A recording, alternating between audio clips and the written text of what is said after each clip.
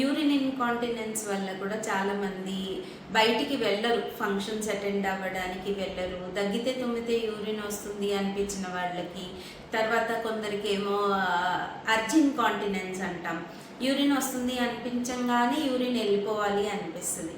తర్వాత మామూలుగానే కూడా యూరిన్ ఇన్కాంటినెన్స్ కొందరికి, అసలు దగ్గినా తుమ్మకపోయినా కూడా కొందరికి యూరిన్ కొద్దిగా లీక్ అవుతూ ఉంటుంది.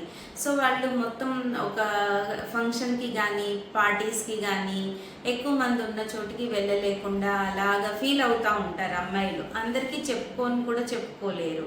సో ఇలాంటి సమస్యలకి, పర్సనల్ సమస్యలకి ఒక సొల్యూషన్ ఉంది అని చెప్పడానికే చెప్తున్నాను ఇవన్నీ. ఇలాంటి వాటికి ఆపరేషన్ లేకుండా, మెడిసిన్స్ ఏం లేకుండా, అనెస్థీషియా లేదు, స్కార్ లేదు, పెయిన్ లేదు, అలాంటి ట్రీట్మెంట్స్ ఈ మధ్యలో మనకి ఉన్నాయి.